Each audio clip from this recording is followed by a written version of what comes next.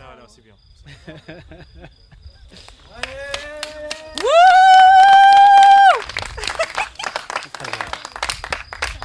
معلش ما يمكن نهضر دابا.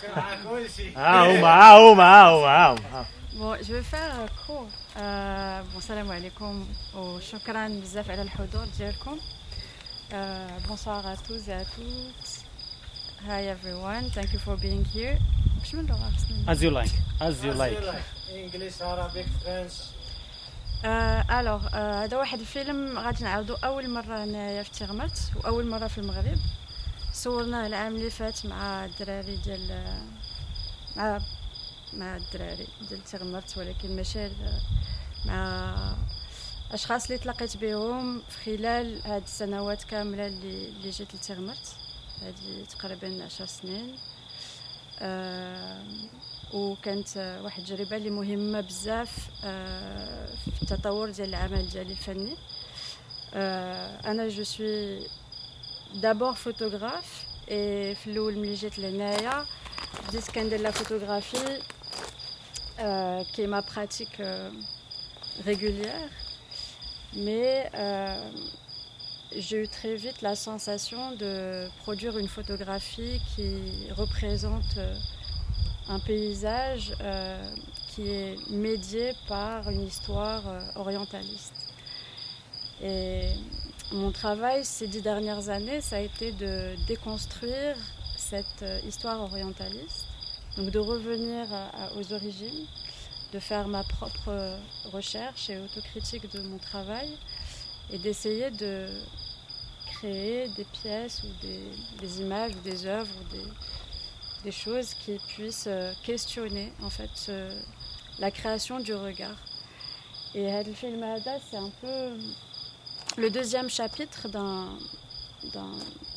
d'un travail de long cours qui a démarré donc il y a 10 ans. Il y a eu déjà un premier film qui a été fait en partie à Ouadane en Mauritanie, et celui-là il s'est construit et s'inspire du cinéma occidental et notamment de plusieurs films qui ont été produits sur le désert. Et donc c'est une série d'images, d'extraits, de personnages qui viennent d'autres films. Les références ne sont pas évidentes, peut-être on reconnaît, peut-être pas. Et ils sont chacun dans des espèces de monologues internes, dans leur relation soit avec le territoire, soit dans une relation intime qui est induite par ce territoire et ce que ce territoire provoque chez eux, soit dans des projections. Voilà, je vais peut-être m'arrêter là pour l'instant.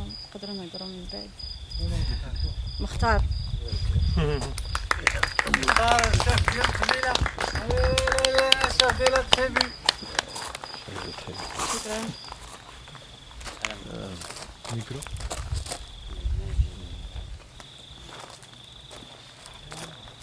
السلام عليكم ورحمة الله تعالى وبركاته. مرحبا بكم في ملقانون، مرحبا بكم في تيغمرت، مرحبا بكم في خيمة الفن، مرحبا بكم عند قبيلة الزوافيط. باسمي وباسم ابناء قبيلة كامل كنشكروا الأخت حيدة على العمل اللي قامت به. بطبيعة الحال هذا العمل اللي قامت به يشرفنا كقبيلة ويشرفنا أن يعني تعرض في البرازيل وتم ذكر اسم القبيلة، وكذلك أنه عمل اللي دار في تيغمرت، وهذه التفاتة من الأخت حيدة، واحد العمل اللي مشكور عليه. وصراحة ما نقدوش يعني نعبروا على الشعور ولا الإخوان كامل على صراحة العمل اللي قامت به، ومن هذا المنبر يعني كنقدموا لها التحية ونتمنوا لها التوفيق ونتمنوا لها النجاح باسمي وباسم ابناء القبيلة كاملة زوافيط. ومرحبا بكم في تيغبرت، مرحبا بكم في ملقانون، مرحبا بكم في فضاء من الفضاء ديالكم، مرحبا بكم في ارضكم وفي ترابكم. عند زوافيط تحياتي لكم جميعا.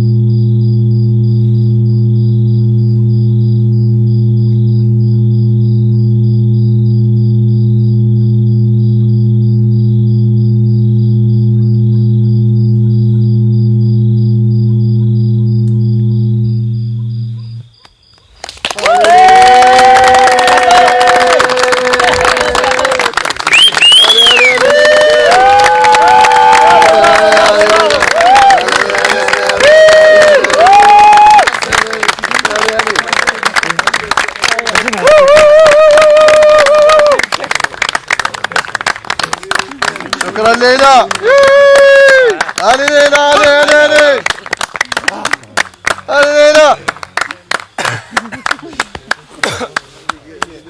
بغيت نقول واحد الكلمة أخيرة. هيا تفضلي هاني ليلى هاني بغيت غير نشكر حسن اللي كان لاسيستون كاميرا.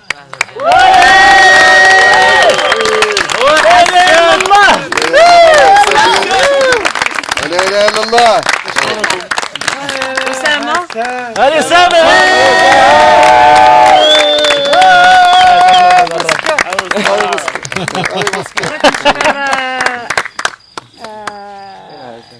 أحمد سالم الشافعي. إلياس. الدراري كاملين اللي خدموا معانا. حمد الصبار. Ahmed Debach, شكرا parce que tu as fait que tout ça ce soit possible. بغيت نشكر كارلوس حيت هو اللي جابني اول مره لهنا وبقى ديما تيقول لي اجي عليك كارلوس عليك.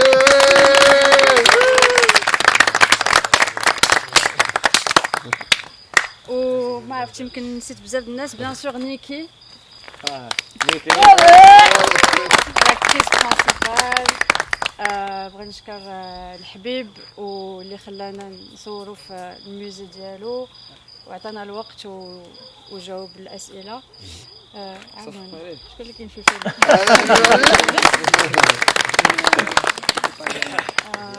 جيك واولي بيان سور ما كاينينش معنا بغيت نشكرهم حتى هما ولكن بغيت نعطي واحد التحيه كبيره لهاد جوج الدراري اللي عاونوني بزاف في التورناج وفاقوا الصباح بكري وجابوا فاقوا الصح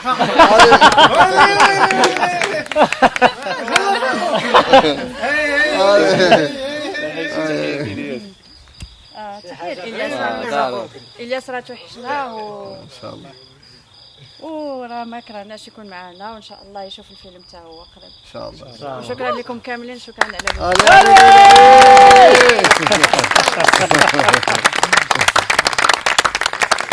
Marion, je te remercie pour ce film que tu as montré et merci pour avoir fait ce travail et d'avoir honoré aussi notre amitié grâce à ton travail. Gleti. Des questions?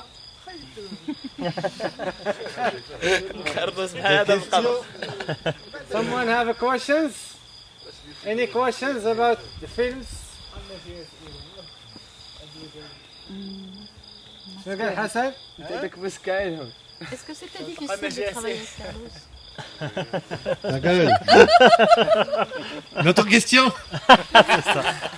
دخلنا شي فيلم قاعد نتفرج فيه. Oh putain, Bouska, il y a des Bouskas ici dans ces jardins. Hein. Kathleen, elle a le Bouska. Des questions? Maybe if you can talk a little bit about the sound used in the film. Oh yes, thank you for this question. نخلوه في سكيل. That's an important one. I have collaborated with Etman Khaloufi, who is a musician and a sound artist.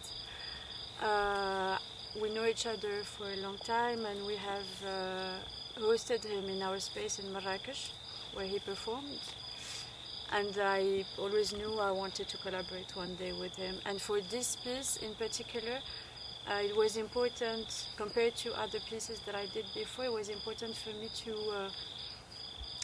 create a second layer of sound on top of the different interventions and voices and voiceovers. But the layer of sound creates also this very kind of dreamy atmosphere where you don't know exactly when you move from one space to the other. And to create the link between them. And so we have discussed that before I shot the film, and then I sent him the cuts, and then we worked in his studio, and it was a great experience. I mean, it's a great privilege to be able to work with sound artists and to. So it's a very important part. Thank you for. It's well done, really well It's done. really beautiful. And unfortunately, normally he has really created the sound for stereo. So normally there is no sound that moves from one space to the other. And so it can also be listened to differently depending on where it's set up. The system. That's all.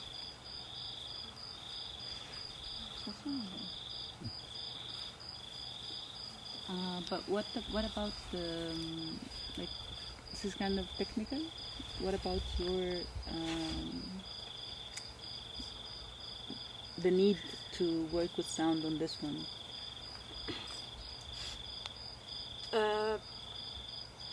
It's always something that I wanted to do, so it was just a matter of resources. And so this particular project was a commission from the Biennale of São Paulo, and so I had the resources to work with the sound artists. And I think, I knew what I wanted, that I wanted to work with a professional. And also one thing that I didn't say was shot in 16mm, and so for me it was an experience because it was the first time I shot in 16mm. And working in film was also very important for that project in particular because I had to be very specific about the shots that I wanted. I didn't have so much role, so it was a lot of decisions to make, and I couldn't shoot a lot. So, Est-ce que tu peux montrer des images de l'exposition à Sao Paulo? Tu les as là-bas, non? Une image, une photo. Il faut que je cherche. Je cherche Carlos. Non, pourquoi j'ai dit ça? Parce que vous avez vu la vidéo, mais au fait, à Sao Paulo, il avait une installation. C'est-à-dire qu'il a créé un espace avec des melfars et avec un tapis, des coussins pour que les gens puissent s'asseoir de la même façon qu'on est ici à côté. Je pense qu'elle est sur. Et tandis qu'elle cherche ça, et par rapport à ce qu'on a parlé cet après-midi de l'histoire de Caravan Tirmat, Ilyas Dabbar, qui apparaît dans les films, sachez-vous que j'ai des vidéos à lui de 2013. C'était un des enfants qui a fait les ateliers avec Rachid Touni et avec nous. Et après, il est devenu un membre de l'équipe, il a participé dans ces films-là. Et je ne sais pas si vous vous êtes rendu compte que ce n'est pas la même chose de payer quelqu'un pour jouer dans un film que de travailler avec des gens qu'on connaît depuis qu'ils sont tout petits. Et ça, on peut le faire que quand tu viens et reviens et travailles avec eux et tu deviens ami avec eux. Viens avec Oussama. عشان بوسكا.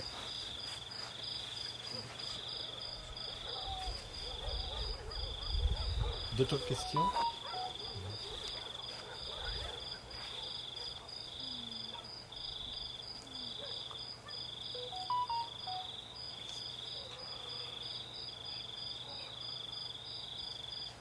Une question ici? Ouais.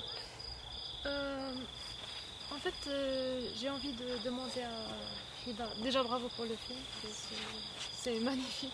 Ça nous fait rêver. Ça nous transporte dans des endroits un peu oniriques. Je sais pas. C'est une autre sensation en regardant le film.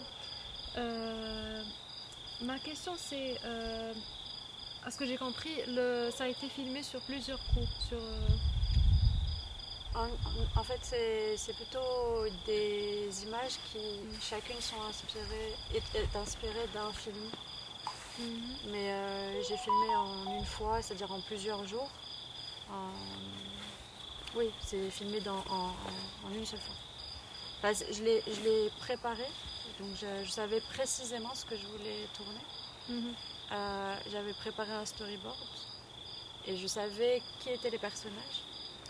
Et au moment du tournage, j'ai dû faire des choix en fait en fonction de ce qui était possible, des moyens qui étaient là et de la possibilité aussi. Comme je disais, comme je tournais pour la première fois en pellicule, en 16 mm, j'avais pas réalisé qu'il y avait des difficultés aussi techniques, donc j'ai adapté certaines choses et j'ai essayé de suivre. En fait, je voulais en arriver à l'origine de l'histoire. Tu as parlé de storyboard. Est-ce que c'est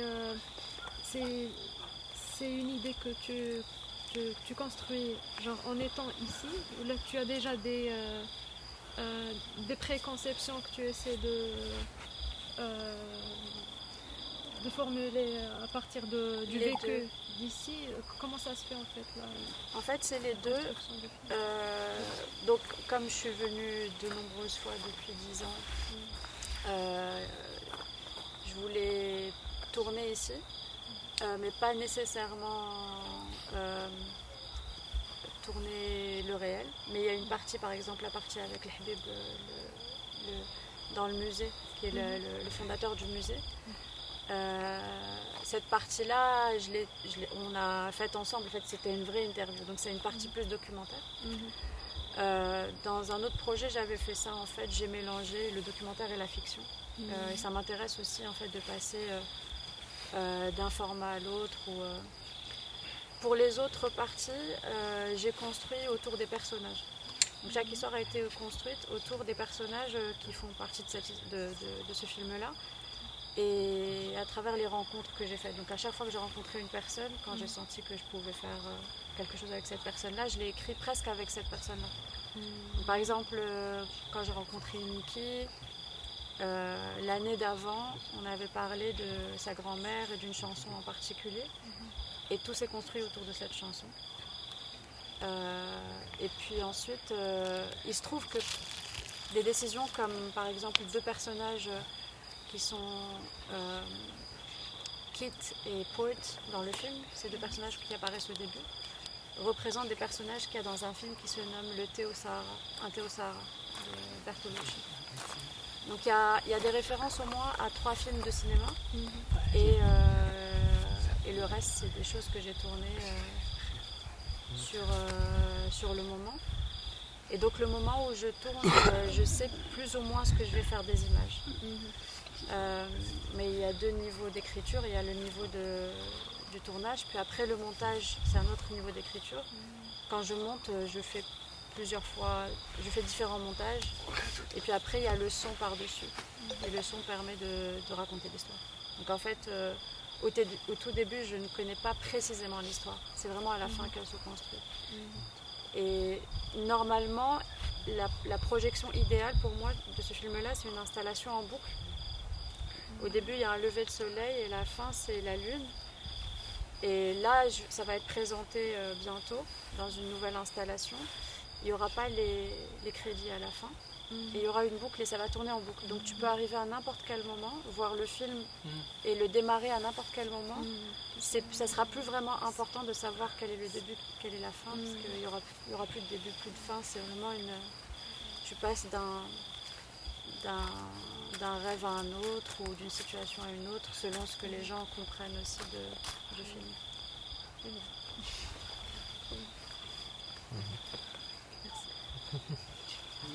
Cherche.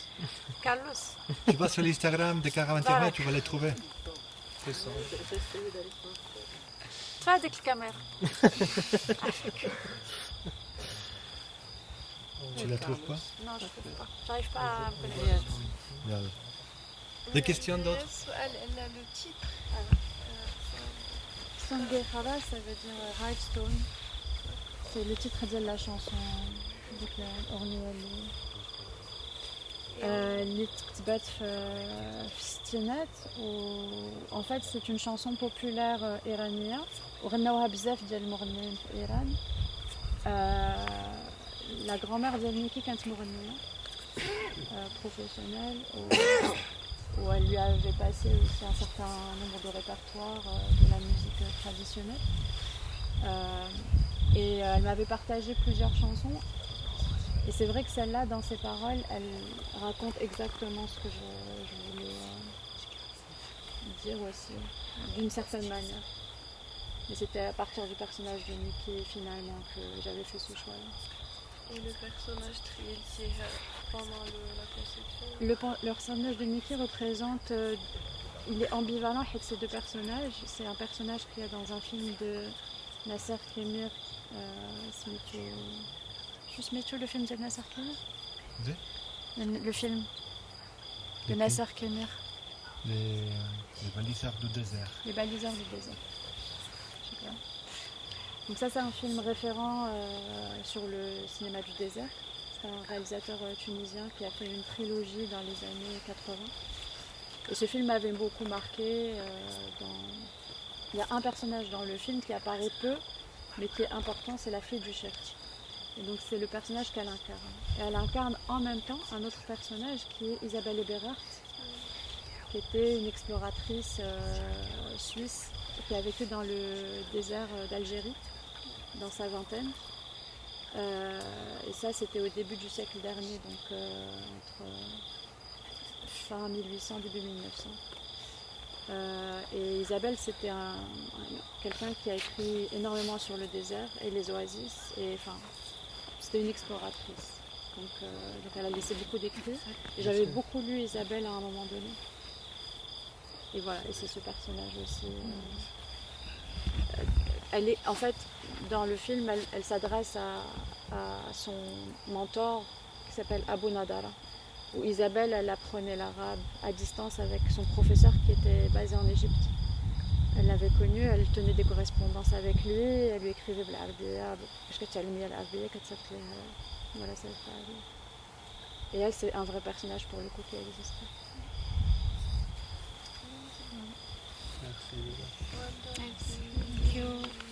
شكرا.